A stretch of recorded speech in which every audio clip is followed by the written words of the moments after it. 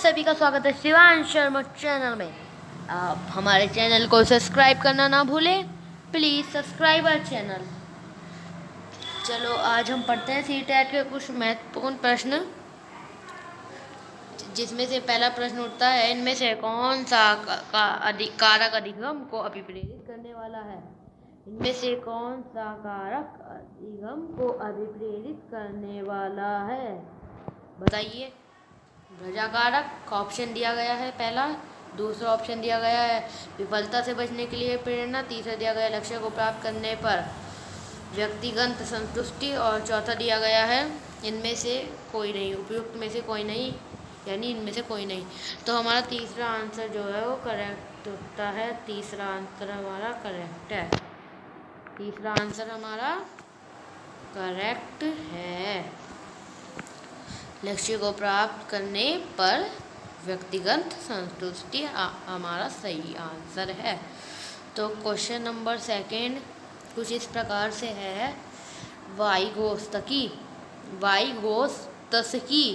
ने बच्चों के अधिगम में निम्नलिखित कारकों में से किसी एक की भूमिका के महत्व पर सबसे ज़्यादा जोर दिया। ये हमारा क्वेश्चन है जो रेड लाइन से अंडर एस्टिमेटेड है, हाईलाइट कर रखे हैं मैंने क्वेश्चन रेड लाइन से और आंसर येलो कलर से। चलिए चलते हैं ऑप्शन की ओर। पहला ऑप्शन है सामाजिक, दूसरा है वंशानुगत, तीसरा है मानसिक और चौथा है शारीरिक। तो इसमें से हमारा करेक्ट कौन सा है? फर्स्ट, सामाजिक हमारा करेक्ट है। प्रश्न तीसरा, बुद्धि लब्धि परीक्षण में 16 साल का एक बच्चा स्कोर 75 करता है। स्कोर 75 है उसका। 16 साल के बच्चे का स्कोर कितना है? 75 है। एक बच्चे का स्कोर है बुद्धि लब्धि परीक्षण में, तो उसका उसकी मानसिक आयु कितनी होगी? तो सिंपल सा फॉर्मूला है। अगर हम जानना चाहते हैं कि हमें नहीं पता कि कौन सा है, हमें ये फॉर्मूला भी नहीं पता कि हम कैसे निकालते हैं, हम कैसे मानसिक आयु निकालते हैं, तो अगर हमें उसका स्कोर निकालना आता है तो हम मानसिक आयु निकाल सकते हैं। जैसे हमें नहीं आता, ऑप्शन दिए गए हैं, ऑप्शन में है 6 वर्ष। 6 वर्ष तो हो ही नहीं सकता, फिर भी मैं बता रहा हूँ आपको एक तरीके से। देखिए, आप 6/16 करिए मल्टीप्लाई बाय 100। अगर ये है पूरा सॉल्व होकर यह वाला आंसर आता है तो 6 करेक्ट है, वरना नहीं। तो हमारा करेक्ट आंसर ये नहीं आता है, हमारा ये आंसर नहीं आ रहा है।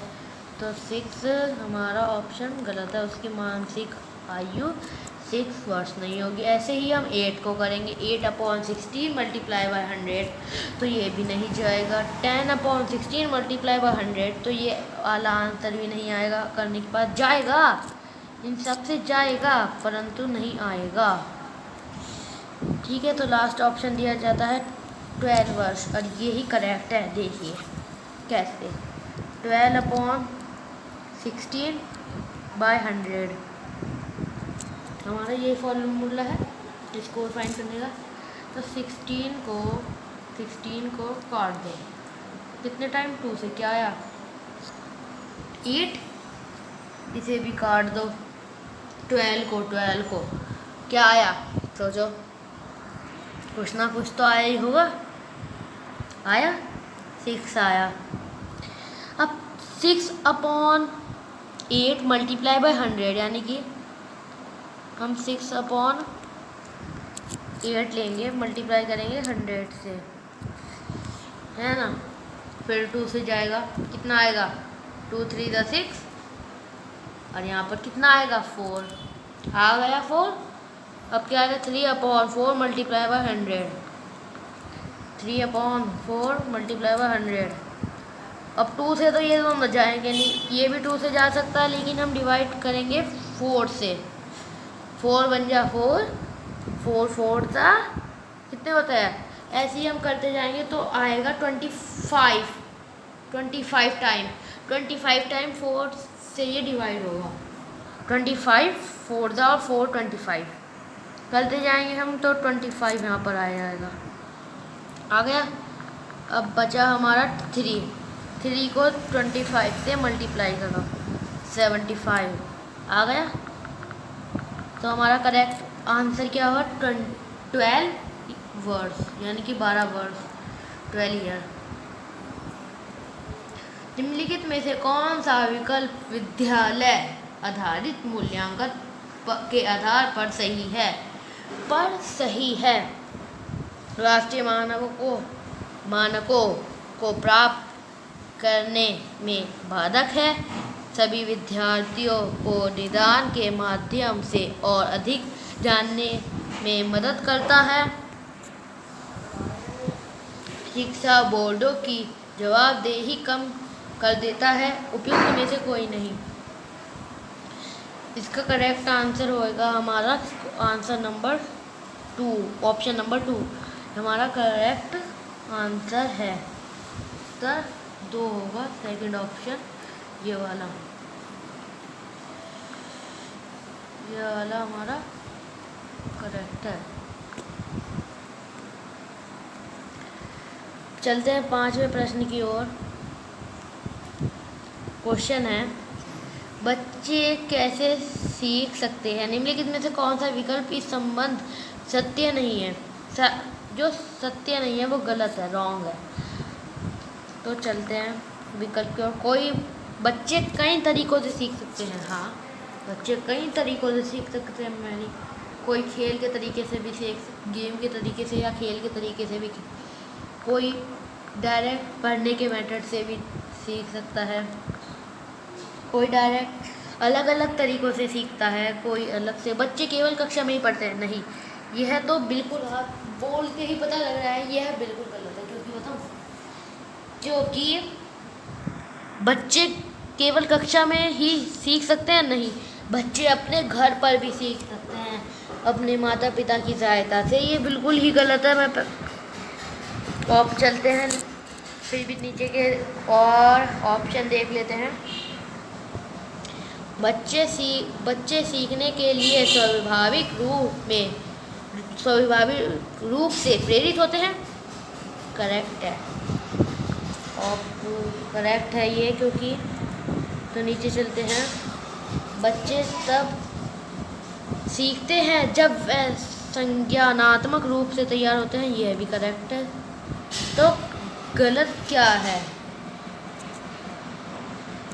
कि ये वाला क्वेश्चन गलत है, ऑप्शन गलत है। तो आंसर है 2, करेक्ट आंसर है आंसर नंबर 2। ठीक है। निम्नलिखित में से कौन सा शुमशम क्या बोला जाएगा? देखिए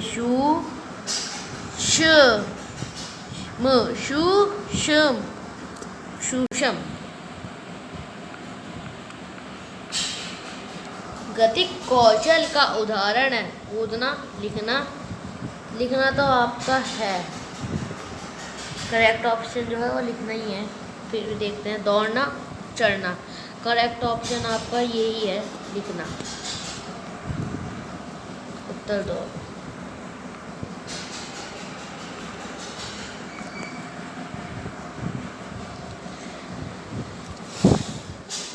पाँच, किसने सबसे पहले बुद्धि परीक्षण का निर्माण किया? David Victor. ये तो मेन है, ये आपको याद करना पड़ेगा। तो जो इसका सबसे पहले बुद्धि परीक्षण का निर्माण जो होता है, अल्फ्रेड बिनी ने करा था।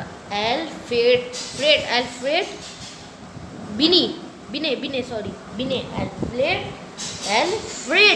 बिने। नेक्स्ट क्वेश्चन की ओर चलते हैं, जो है 8। एक विकलांग बच्चा पहली बार विद्यालय आता है तो एक शिक्षक को निम्नलिखित में से क्या करना चाहिए? उसकी विकलांगता के अनुसार उसे एक विशेष स्कूल में भेजना चाहिए और अन्य छात्रों से दूर रखना चाहिए। सबसे पहले एक प्रवेश परीक्षा का संचालन करना चाहिए। सहयोगी योजना विकसित करने के लिए बच्चे के अभिभावकों के साथ चर्चा करनी चाहिए। The fourth answer option is correct answer.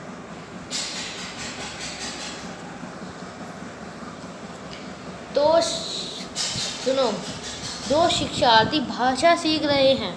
एक शिक्षार्थी जो अपनी मातृभाषा सीख रहा है और दूसरा शिक्षार्थी उसी भाषा को दूसरी भाषा के रूप में सीख रहा है। दोनों किस प्रकार की गलतियां समान रूप में कर सकते हैं?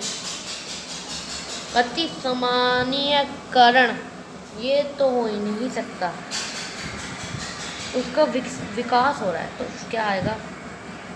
ये तो ऐसे ही दिख रहा है क्योंकि उसमें लिखा है, इसमें लिखा है विकासात्मक, और क्वेश्चन में क्या लिखा है? ध्यान से पढ़ेंगे आपको क्वेश्चन में ही आंसर मिलेगा। मैं दूसरी बार बता रहा हूँ, हर एक क्वेश्चन में उस क्वेश्चन का आंसर ही छुपा होता है, और अगर आप चाहें तो रट भी सकते हैं। तो तीसरा ऑप्शन होता है सरलीकरण, लेकिन करेक्ट है विकासात्मक। और चौथा उठता है उपयुक्त 1, 2, 3 में से कोई नहीं, लेकिन आंसर आपका करेक्ट क्या है? उत्तर दो। निम्नलिखित विकल्पों में से कौन सा विकल्प